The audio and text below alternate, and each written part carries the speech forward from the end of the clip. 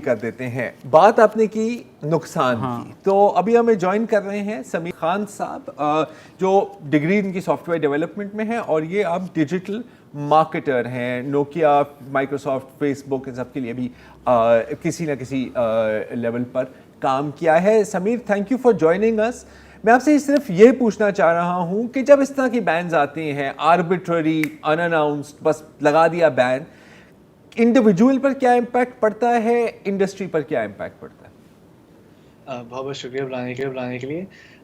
सबसे पहले मसला तो ये होता है, इंडिविजुअल लेवल पे आता है कि फॉर एग्जांपल अपॉर्चुनिटीज़ बहुत कम होना स्टार्ट हो जाती हैं।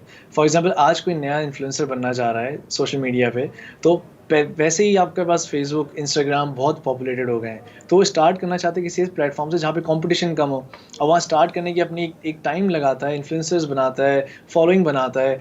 अब उसका टाइम आता है कि वो फल खाए उस चीज़ का, मतलब लोगों से कोलैबोरेशन करे, ब्रांड्स के साथ कोलैबोरेशन करे, और एकदम से बैन हो जाता है। तो इंडिविजुअल लेवल पे ना बड़ा ये एक डीमोटिवेटिंग का सा होता है कि उसने 6 महीने, 1 साल, 2 साल लगाया एक अच्छा कंटेंट बनाने में। मैं वो वाली कंटेंट की बात नहीं कर रहा हूँ जो बैन होना चाहिए। उसने सही से इन्फॉर्मेशन दी, सिखा रहे लोगों को, अब वो बैन हो जाता है, फिर वो डिमोटिवेट हो जाता है। फ़ायदा ये होता है जो हम लोग प्रीच कर रहे होते हैं, लोगों को बता रहे होते हैं करो, कि भाई आप ऐसी प्लेटफॉर्म में जाओ जहाँ पे आप पे कंपटीशन कम हो, और फिर वहाँ का ट्रैफिक अपने और चैनल्स पे भेजो। तो बहुत सारे में से मेरा छोटा भाई है, उसने यूट्यूब पे वीडियोस बनाना स्टार्ट करी गेम्स की, जो पबजी भी एक बैन हुआ था एक जी टाइम पे। जी जी। तो उसने पबजी की गेम्स बनाई, वीडियोस बनाई, यूट्यूब पे नहीं चल पाया क्योंकि कंपटीशन बहुत था। उसने क्या किया, उसने फिर टिकटॉक पे गया, वहाँ पे गेम प्लेस की वीडियोस डालने लगा।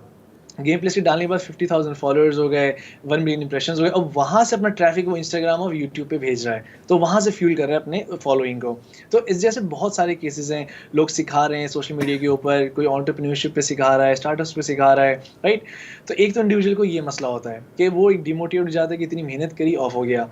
सेकेंड, बिजनेसेस में मसला ये होता है, एक कॉन्सेप्ट है कि कोई नई चीज़ आती है तो आप फॉरन इन्वेस्ट करते हो, तो रिस्क भी ज़्यादा होता है, रिवॉर्ड भी ज़्यादा होता है, राइट।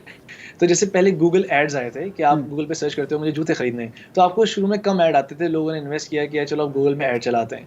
अब वो इतना ज़्यादा उस पर ट्रैफिक आ गया है कि इतने लोग ऐड चला रहे हैं, महंगा हो गया है। फिर फेसबुक के एड्स आए।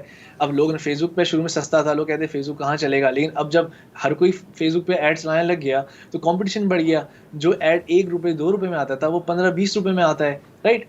तो अब लोग कहाँ जाएं, अब ये टिकटॉक आया था, यहाँ पे कम पैसों में लोग इस पे इन्वेस्ट करें और बिज़नेसेस के अंदर ज़्यादा आरओआई हासिल कर लें। अब मसला है कि यहाँ पे बैन होते रहेंगे और ममालिक में लोग इससे सैचुरेशन हो जाएगी इसकी, तो फिर यहाँ हमारे लिए इसके एड्स चलाना महंगे हो जाएंगे। एक तो बिज़नेस पे ये मसला है। अगर पाकिस्तान लेवल पे जाए ना, कि पाकिस्तान में क्या मसला है, एक इमेज क्या जाएगी।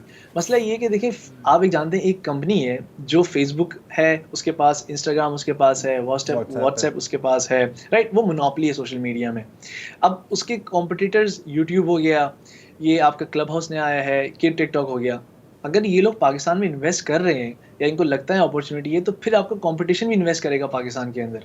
तो आपकी एक अपॉर्चुनिटी बढ़ती है यार, आप इन्वेस्टमेंट नहीं रोक देते हो कि टिकटॉक को आपने कहा बैन हो जाओ। तो अब और सोशल मीडिया चैनल्स, जो प्लेटफॉर्म्स, जो क्यों पाकिस्तान में आएंगे, बोलेंगे यार यहाँ तो कल्चर इतना अनस्टेबल है कि हमने यहाँ इन्वेस्टमेंट करी भी अगर, तो गवर्नमेंट का कब मूड चेंज होगा, कोई कोई एक राय दे देगा गवर्नमेंट को कि भाई ये हमारे हिसाब से बंद होना चाहिए। हालांकि जो भी राय से बंद हुआ है वो हर सोशल मीडिया प्लेटफॉर्म पे वैलिड है। ऐसे तो सब कुछ बंद हो जाना चाहिए, कोई भी ऐसा प्लेटफॉर्म नहीं है जहाँ पे आपको वो अगेंस्ट ना जाए किसी भी टर्म्स ऑफ सर्विस के।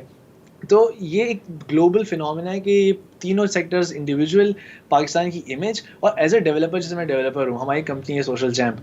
अब मसला ये है कि हम लोग एपीआईज और प्लेटफॉर्म्स क्लोजली इंटीग्रेटेड हैं।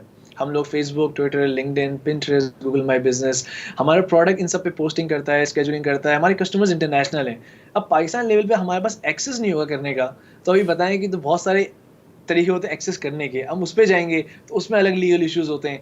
अब ये एक कॉम्प्लिकेशन आ जाती है। और मैं एक सिंपल से एक सवाल है गवर्नमेंट से, अगर आप समझते हैं कि बैन हो जाना चाहिए, तो बच्चों को तो पता है कि किस तरह अनबैन करके देख लें, वो बिल्कुल यही टिकटॉक में है। चले, वो रुकते नहीं है। अगर आप कल इसको बैन करेंगे टिकटॉक को, तो आप देखिए पाकिस्तान से फिर भी कंटेंट जनरेट होगा, कम होगा लेकिन फिर भी जनरेट हो रहा होगा। तो ये एक फिनोमेना है जो कि हमारी इमेज को खराब कर रहा है। अब क्लब हाउस है, ऑडियो ऐप पूरी है, ये ऑडियो ऐप का भी लोगों को पता नहीं है, लेकिन ये इसका भी बूस्टिंग टाइम है। अब इसमें भी कोई कह सकता है कि यार ये ऑडियो ऐप क्यों है, खाली कंट्रोल में होना चाहिए। तो ये एक वेव आता रहता है और ये जाता रहता है, लेकिन इसको बिजनेस में फिर हर्ट हो जाएंगे इसमें। बिल्कुल। ठीक है, बहुत बहुत शुक्रिया समीर, आपने खासी तक बताया।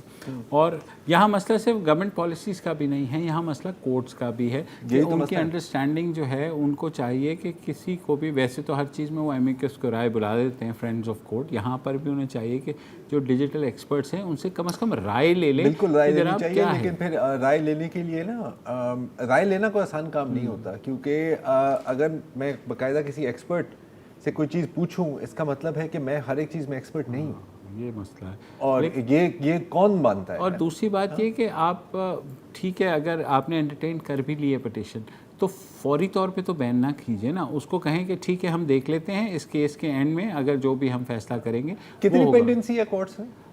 2 मिलियन ओवरऑल है पाकिस्तान में। ये पिटिशन थी लेने वाली। बस ये ऐसा ही चल। मेरा ख्याल है इसी खूबसूरत बात पे शो को एंड ही कर देते हैं। कल के लिए इजाज़त दीजिए। खुदा हाफिज़।